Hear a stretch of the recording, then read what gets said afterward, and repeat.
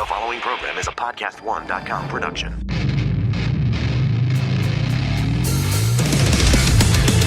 What's going on, ladies and gentlemen? Welcome to another episode of We Like It Loud with your host, Kellin Quinn, here only on Podcast One. I got some awesome guests on the show today. I got Telly from The Little Live, and I've got the dudes in a band called Pele Royale, and they're friggin' awesome. They're my artist of the week. And of course, we have Word on the Street with my boy, Jake Willard. We're going to be getting to all that here in a second. Since the glorious people over here at Podcast One are able to bring you my awesome show for free and many others, I want to take a minute to thank all of the great sponsors here at We Like It Loud and also Podcast One. We love hearing from you, so keep sending your tweets and your comments. We read every one of them. Don't miss the chance to take this very important listener survey at podcastone.com. Your responses will help make this show the very best it can be. It'll only take you about 3 minutes of your life, and you'll get instant gratification that comes with knowing that you've helped us out. You can tell us how you really feel about the show and help us to get to know you better. Do it now. Take the survey at podcastone.com. That's podcastone.com, and keep those tweets and comments coming. Thank you, guys. My first guest, Telly, has been in the Word Alive for a long time. And we've been on tour for a long time together. I think some of my first shows I played with that band. And he and I have been friends for a long time since. And it's been awesome to see him grow and develop as an artist. And I got a chance to talk to him about what he's been up to and where he's been and, you know, the future for his band. So we're going to talk about his album Real that's out right now, and we're going to talk about the future and what the band's going to be doing as far as recording a new record, and I think they're in the process of writing and getting ready to do that now. And then after that, we're going to talk to Jake, figure out what the word on the street is, and finally we're going to get with my artist of the week. And those dudes came to my show in Hollywood, Pele Royale boys, and They told me that they're going to be working on some new music, and I jumped on the opportunity to say, man, I would love to be a part of maybe working on some songs with you guys, and I'm excited to see what they're going to do. They're rad, and I discovered them online, so we'll be talking to them soon. But first, let's get with Telly from The Word Alive and see what he's been up to. Let's see what happens.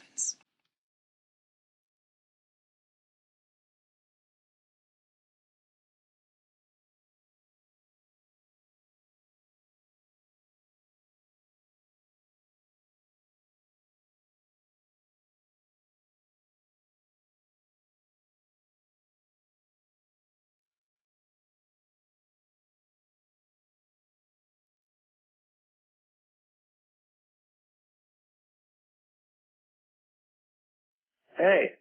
What are you doing, man? Just walking around in my underwear. Nice. Are you like an underwear model now? I am. They're into this dad bod thing real hard, so they're just having me walk around and show people the joys of the other side. Nice, dude. So, dude, let's talk about your band. You have an album out that you did a mix of with a couple different producers. Do you want to talk about that? Yeah. Real, it actually turns 2 days from now. And I think when we started, creating the album and, coming up with some of the different songs, we definitely had an idea that we wanted to try to present, which was that it's a little, or we'd like it to be difficult to put Word Alive in, a small box. So we tried to create, different songs, different styles, and be a little bit more broad than we'd been in the past. And in hindsight, I think that while diversity is good, I think that it was our first time trying it. So I think we learned a lot of what to do and what not to do at the same time, and how to still be diverse within your own music, but while showcasing, somewhat of a signature sound, I guess you could say. So, we learned a lot from recording Real. could go back and do it all over again, there's lots of things that I would do differently, but it doesn't take away from, when you, regardless, like especially for me with, vocals and lyrics, it's hard to be like too hard on something, because at the end of the day, in that moment, you still did what you thought was like the best thing for yourself, your band, and what you thought that your fans would also appreciate. So I can't really regret anything too much. Well, I think that anytime you make a record, there's always like things you listen back to and go, I probably would have done some things different. I mean, that's just the thing about art, it's like, it's that ever like constant changing thing. And the thing about music that's crazy is that once it's out there, and it just lives out there, and there's nothing you can do about it, which is something that's pretty intense to think about, cause you put something out there and you grow and you change and you develop. And, I mean, dude, I go back and I listened to our first record, I think for the first time in like years, just to kind of like think about how I wanted to change some things for this acoustic tour we're on. And I'm like, God, I don't even sound the same. I don't even think in the same way as that album, but it's out there forever, and you can't take it back. Dude, I love your new album. I think it's great. And that's crazy that it's a year old. That just goes to show me that time flies, because I remember when you were making that record, and it's crazy that you and I are here now and it's a year past. It's insane. Yeah. I remember showing you some songs before they'd come out, and when we were working with Feldman for the 2 additional songs, and how those could help shape the record a little bit more broader. And if I could go back, because we wrote and recorded those songs in 2 days, so basically wrote a song, recorded it the next day, wrote a song, recorded it, and I wish that we could have had more stuff like that on the album. Not necessarily like the exact sound, but just where we didn't overthink things, and we just kind of went in a room, jammed, and then stuff came out. I think a big problem for a lot of bands, including ours, is just overthinking things, and just by the time you present an idea and the time the finished product comes out, it's like a completely different thing sometimes. So sometimes that can be cool, but I think overthinking things it takes away from that initial creative spark that writers and musicians have. Yeah, that's kind of the thing about Feldman, is he doesn't really give you a time to overthink anything. I remember when I went in to do our record with him, we'd be jamming the song, and we'd be in the middle of it, and I'd be so stoked, and then he'd be like, all right, let's move on to another song. I'd be like, dude, I'm in the middle of I'm so stoked on the song, I'm in the middle of it, and he's like, yeah, we'll come back to it. That's just the way he works. He's a nuts man. Yep. He's a nuts man. Oh, that's awesome. So let's talk about how talented your band is in general, and how, I'd like to think you probably have one of the most talented group of individuals in a band. You've got Luke Holland on drums, who is the king of the internet of drumming, and he also the king of the shirtless drummer. And then you have someone like Tony in your band who can just shred on guitar. It's just insane to me. Yeah, it's I'm definitely blessed and fortunate as a singer, because I know that there's never going to be a shortage of writing and ideas, and there's always something for me to be inspired by also, and so I'm definitely grateful for it. It has its pros and cons, because since everyone is so articulate at their instrument, a lot of people within the band have also started to try to learn other instruments that we all either play or, for me, everyone in the band sings, except for Luke, but Luke understands, melody, really well. And so coming together and being decisive about what something's going to sound like is definitely a little harder when you have, 5 minds who are all racing to try to, not necessarily in a egotistical way, but it's like everyone wants to be, you know, contributing. Everyone wants to be a part of what makes something special. So sometimes that's just the hard part, but that's just being in a band. You know, whether you're on tour and it's the five minds that, you know, from when we were riding in bands to a bus, it doesn't matter. Like, you have like a special bond, but it's very emotional. You know, when people say things, it's filled with the past 5, 6, 7 years of experience that you have with that person, you know. So there's always kind of like a struggle to really like be on the same page. But what the cool thing is about like the future for us is I think we've understood that the first step is always finding like the common ground instead of like, well, what don't you like about this, or what do you think we shouldn't do? It's more like, what do you like about this? Let's start there and build off that. So I think that's one of the things we learned from Real was instead of focusing on what we didn't like about maybe someone's part or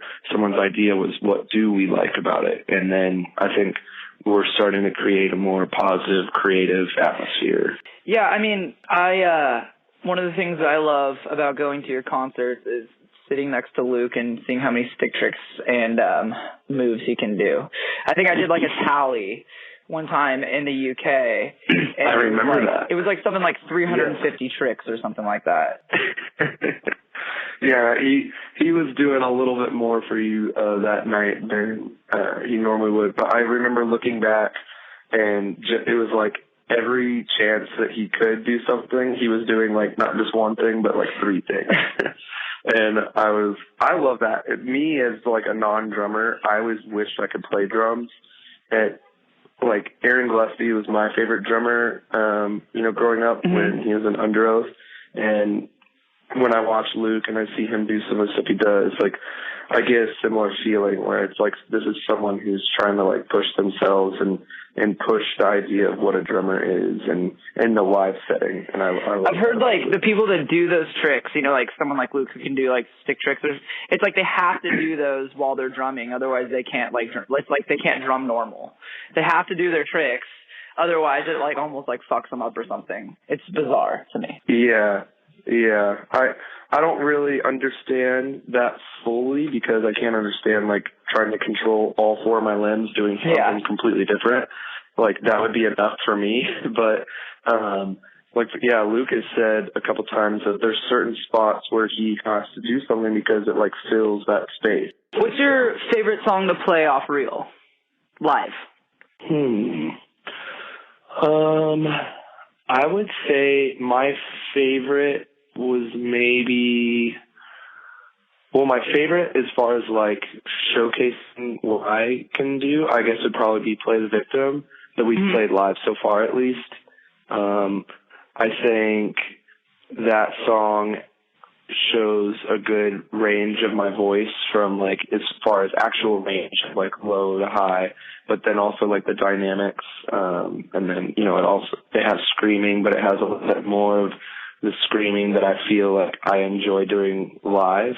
And then as far as like characters in my voice, my favorite song would probably be The Runaway. Just because I feel like, you know, going back to the Feldman thing, like he didn't let me think. So like I was doing things, but not even able to really realize what I was doing until after I had just done it. And then I was like, listened back and I was like, whoa, like I probably would have never done that normally. So I think it like just came out different, you know, in a cool, natural way. So I really like that song. Nice. Yeah. I like the songs that you did with Feldman because I think that he kind of gave you an opportunity to really showcase like how well you are at writing like a good like pop song, you know? And I noticed that like when I saw you play, I think it was it like Detroit or was it like Pontiac? I know it was in Michigan the last time we played together at that festival. Yeah.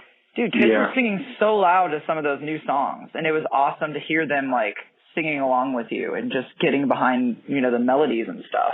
Because, yeah, you have a freaking awesome scream. But also, you can sing really, really, really well, and I like that it comes across like in some of those songs. Yeah, I mean, that's a struggle that I'm sure you're aware of. A lot of people, I'd say, like, essentially now, like, people just, they view you as a singer first, singer second. I'm still, like, kind of trying to break out of that bubble of, like, being a screamer first and a singer second, because I always viewed myself as a singer first, but I just played in a heavier band. So those songs for me, like Lighthouse and The Runaway, were, like you said, they're really my first opportunity to, like, show that I don't need to scream for a song to stand out, and or a song to, whether it's be catchy or be impactful live or emotionally. Like, I love singing. Like, that's why I'm in a band, is because I grew up singing, and I never knew I wanted to be a singer until I was older, but once it hit, it just felt so natural to be passionate about that. And so hopefully in the future, like, as we begin writing more seriously, like, I'm definitely keeping that in mind, that I don't have to, scream for something to be acceptable, I guess. Yeah, that's awesome, dude. So let's talk about that real quick. Let's talk about your new record, and have you guys begun writing new songs? Like, where are you at with that whole process? Yeah, we're a band that we kind of always write, like, throughout the year just for fun. Daniel, Zach, and Tony all can record, and they all write pretty much all the time. And some of it is, like, for different things for themselves. Some of it is, they work with some other people. And then some's the word alive, and then some is just kind of like practice and trying new things so that we can maybe implement them in the future. So we actually did kind of a secret, like, band getaway writing session vacation thing in January, where we all went out to like near Venice. The studio was in Culver City, and we just, like, wrote and recorded a bunch of demos. Like, some of it were, like, just choruses, some of it was, like, the intro of the song through the first chorus or through the, like, second verse, just to, like, see, like, where we were at as a band. And it was all, like, just sitting in a room and jamming live together, and then we would record it after, which we haven't done since our album Deceiver. So it was pretty cool to see, like, how it works when it's just completely natural, just no one telling us what to do or what to change. So we started then, and that's when we started being like, okay, well, maybe we should start a timetable for, developing a new album. But then we got, the touring schedule that we had been gone the last 3 months almost. And so we were riding a little bit on the road, but, we got a little burnt out on the trying to write thing, because we were struggling with what sound to carry forward with. As we've talked about it. I don't ever want to make, like, the same record twice. I don't know why. When I was younger, I thought that's kind of how it was supposed to be. And then when I, made a couple records, I was like, well, why would I want to just try to make this song part two and this song part two, like, over and over again? Like, I think, a lot of people don't understand that nothing will beat the original of what you did. And it's like, you could make something and it could be kind of cooler, but if it reminds someone of the first song that maybe they fell in love with, it will never surpass that song, because it's a genuine stand on its own, like, song. It's like a continuation, or you trying to upgrade something that people already have an emotional connection to. So it just doesn't work well. It doesn't mean your albums can't flow together well. It just means, like, I think people a lot of times have a certain idea of what your band should be, and they're afraid of you breaking out of that. But I was going to say, I think that as much as our fans want us to make the same song over and over and over again, they really don't. I think that in their head they kind of want to, but it's like, I've read lots of comments, you know, where kids are like, oh, it doesn't sound like their last album. But then I read a lot of comments where people will be like, wow, it sounds just like their last album. Like, doesn't sound any different. So there's like a fine line between, I think, having, you know, some similar styles per record or whatever is a good thing, you know. But I think if you were to make the same record over and over and over again, it's not creative, and that's not conducive to what we do as an art form. Like I said earlier on in our conversation, like what you put out there is out there forever. And if kids want you to make the same record again, well, then they can just go back and listen to that record because it's there forever.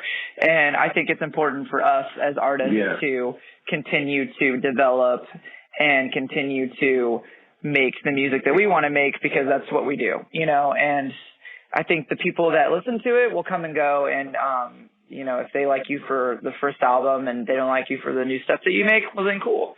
You can listen to that record, and there's plenty of other bands out there that sound like that. So it's up to us to continue to develop, and I'm excited to hear what you guys are going to do with your new record. And I'd say, man, the more you stray away from what you think everybody wants is probably for the better. And that's what's going to be cool for you. And we've already I've kind of already heard that in those 2 songs that you did with Feldman, and I'd like to hear you sing a lot more. So that's just my opinion. To progress is to change. To perfect is to change often.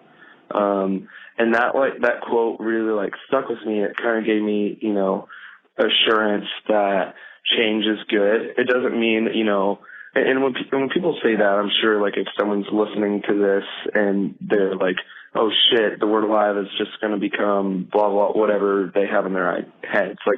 We still will not be that. With someone like Tony and someone like Luke and all the other guys in the band, working together, it's just the only person that can really make it a little bit more poppy is you, you know, with your voice. I'm really excited to hear what you guys do. I think it's going to be awesome. One more question for you. Do you still get scared to do backflips on stage, or do you not? Yes. Are you afraid to do it, or is it I got to know. I'm so enamored on backflips. Yeah. So it's when I do it off something, it's if I get up on something and then that thing's wobbling around and I'm then I start to second guess it, oh shit, what if I go to do this and I just land on my neck?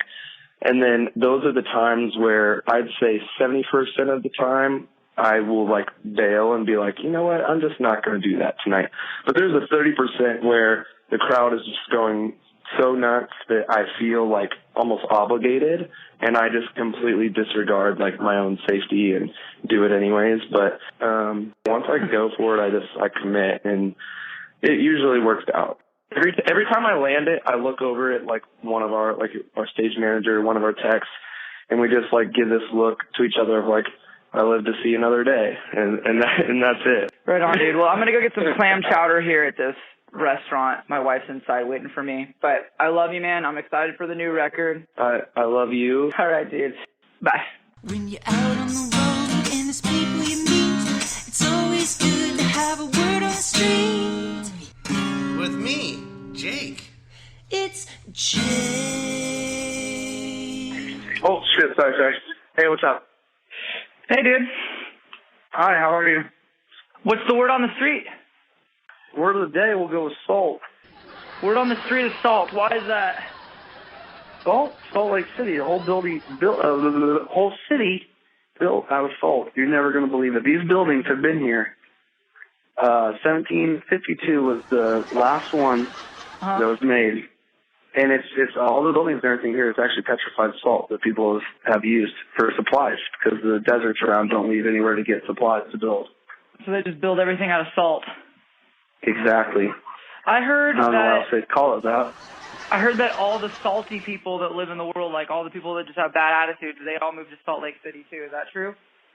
Yeah, they're all salty because their beer's half the percentage of regular beer. And all their liquor. So everybody, why would you not be salty as hell? You're somewhere in the middle, pretty much, desert and stuff, mountains. You're having to use salt bricks to build everything you need, and your beer's half the percentage. So you're paying double the money for bad supplies to live around. It's Salty place to be. Well, I thank you very much, Mr. Willard Salt. Word on the street. You have a good evening, sir, and I'll see you soon. All right, see you, man. All right, God bless.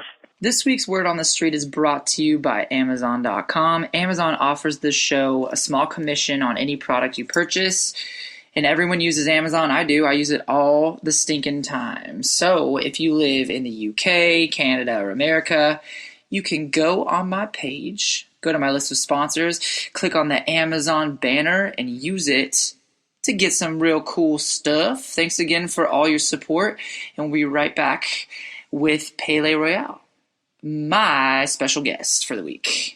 Hey, there's great news, Shaq fan. That's right, I'm talking to you. You can admit it. Be honest, there's no one on this planet that doesn't love Shaq food. Look it up, Google it. And that is pretty obvious because the Big Podcast was the biggest podcast on iTunes Sports 10 hours after it hit the shelves. It's up right now at podcast1.com. So, how big is it gonna get? Well, let's ask the big man. Fits you, fits me, fits everybody. There you have it. Catch new episodes of the Big Podcast with Shaq. That's me. At iTunes and right here at podcast1.com.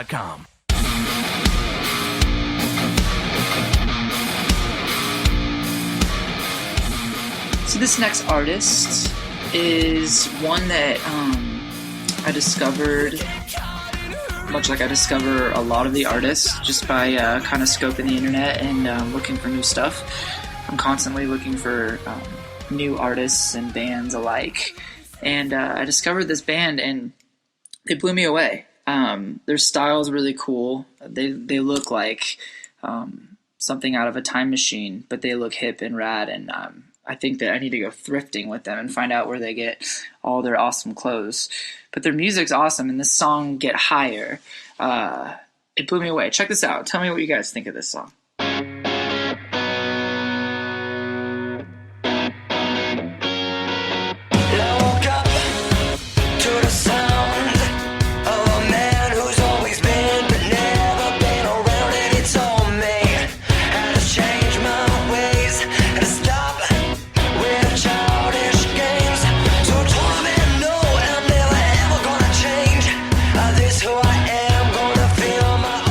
Chance to talk to the dudes on the phone and find out what they've been up to.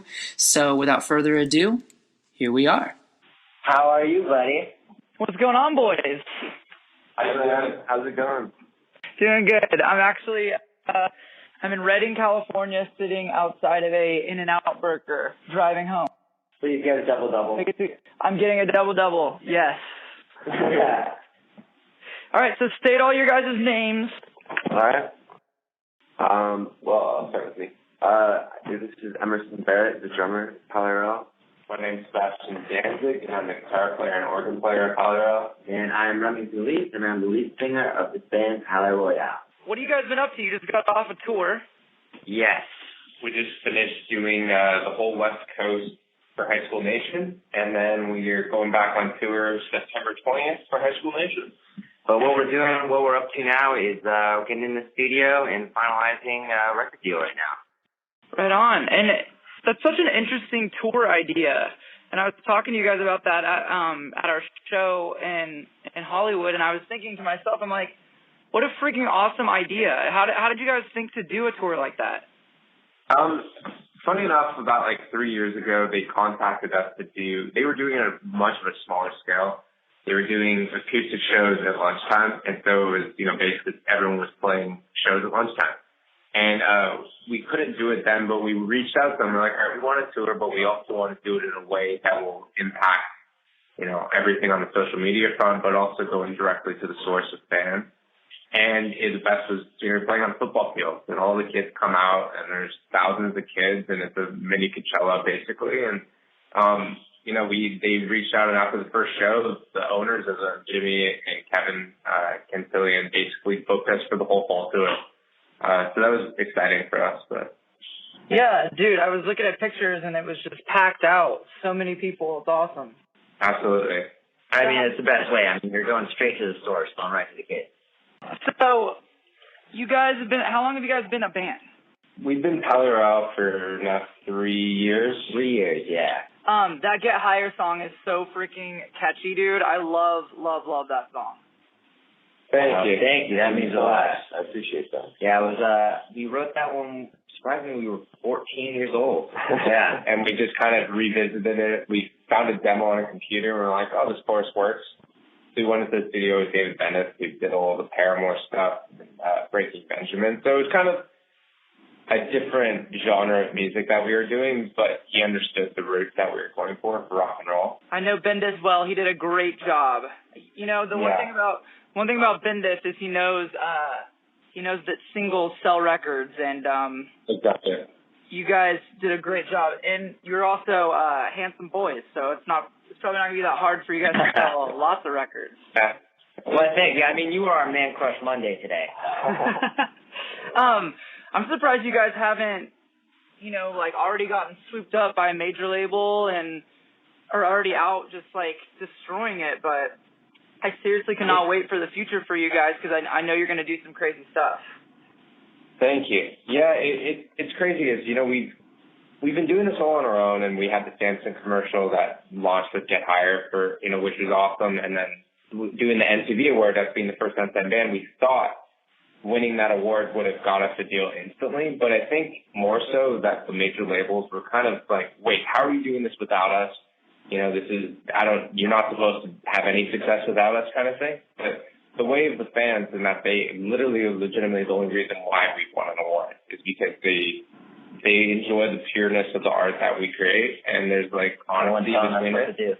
And that's the thing. We're still young, we're all the same ages as all our fans, and it's exciting, but you have all these people coming in and all these record labels, but they're not in it for the right reasons, and so we've kind of held out for the more, for a deal that actually makes sense on the artistic front, more so than the money front. Totally, man. I mean, while we got out of our Rise Records deal, and we had written a whole album, and instead of having to go to labels and get an advance or whatever, we just basically had all this music to show, and we had all the major labels, just like you said, come out, and all for the wrong reasons, and that's why we chose to go with an Epitaph deal, because I think you're right. It's about the kids, it's about the fans. Exactly. Yeah, and some major labels, some people in the business still understand it's about the fans and the artists and all that, but in the music. But some, the sad thing is some major labels executives say that fans don't matter, and it's kind of that really disrespectful remark that you could make about a fan base, because that's what creates a band and a lifestyle. Music is not meant to be in boardrooms. It's meant to be shared between the artist and the fan. Agreed, 100%. Let's talk about the way you guys dress. Is that some way that you guys have always kind of styled yourself, or is that part of your guys' image, or what's going on with that? Well, personally, I really like pirates. So. With that, we've all styled everything we've done from day one. We've just been influenced by bands like the Rolling Stones and Small Faces and T-Rex and Bowie and stuff. And for me, it's more Sex Pistols, But I think music and fashion goes hand in hand. Yeah, I think you guys look awesome. You definitely do look like you're straight out of the 60s and 70s, and I think it's badass. I don't see anybody dressed like that, and I don't think a lot of people can pull it off, but you guys do it very, very well. So it's awesome. Thank you. Thanks, man. I appreciate it. Very high praise. Thank you. You're welcome. Well, boys, that's all I really wanted to ask you. I mean, my fan base knows about you guys because I feel like we're kind of in the same world, and the only thing next to do is to work on some music together and maybe hit the road at some point would be awesome. That's my goal. That's definitely the goal for us. When you get back, we definitely want to be writing, and it's cool because I think we're one of the few bands that actually can gel together in a sense that the fans respect both bands, and that's always such a hard thing to come across. And I feel like it's so organic that a tour would just make sense. Well, then we need to make it happen, for sure. Absolutely. Yes, we do. Well, thank you guys for being my Artist of the Week. I'm really excited to see what you guys come up with. And next time I'm in LA, let's get together and let's work on some music. All right. Thanks so much, man. All right, boys. Have a good day. Those dudes are rad. And, I'm really excited. I've been hearing a lot of chatter online about, you guys saying, hey, you should work with this band, or you guys should go out on tour with them. And I'm I'm definitely considering it, once this tour is done. I know we have some stuff we're working on, but in the future, I would definitely like to be a part of working with them in their career, and I think they're going to go really, really far. It's going to be awesome. Well, guys, that's my show this week. I want to thank Telly. I want to thank the boys in Palais Royale, or Palais Royale, or I don't know how you fucking say it. I'll get it at some point. But I want to thank all those people for being on the show this week, and for tuning in and talking with me about their life and about their music. And I really appreciate all the artists that come on my show and open up and get to kind of convey what it is that they're about and, what they're working on. And for some reason, I keep grabbing all these artists around the time where they're going in to make music. And it's a really exciting thing because it's cool to kind of shift the gear to what's going to happen in the future. And I'm glad I get to be a part of that and get to kind of dive into it. So, since the glorious people over here at Podcast One are able to bring you my awesome show for free and many others, I want to take a minute to thank all of the great sponsors and all you listeners for supporting the sponsors and this podcast. It's all you guys and gals that make this show possible, so I figured I'd remind you that you can support those great sponsors by going to my show page, We Like It Loud, at podcastone.com, clicking on the Support This Podcast banner, and that's where you're going to see all those beautiful sponsors who help make We Like It Loud fresh and super fly every single week. I want to thank you guys for tuning in and listening to me always here on We Like It Loud on Podcast One. I'm going to go hang out with my little girl. I just got home. It's late at night on Monday evening. You guys are listening to this on Tuesday, though. I'm going to go snuggle her before she goes to sleep and wake up and spend my day off with her. We're going to be in Denver, Colorado in a couple days. If you're coming out to We Like It Quiet, I will see you guys there. Thank you again for tuning in. I love you. I'll see you next Tuesday. Peace.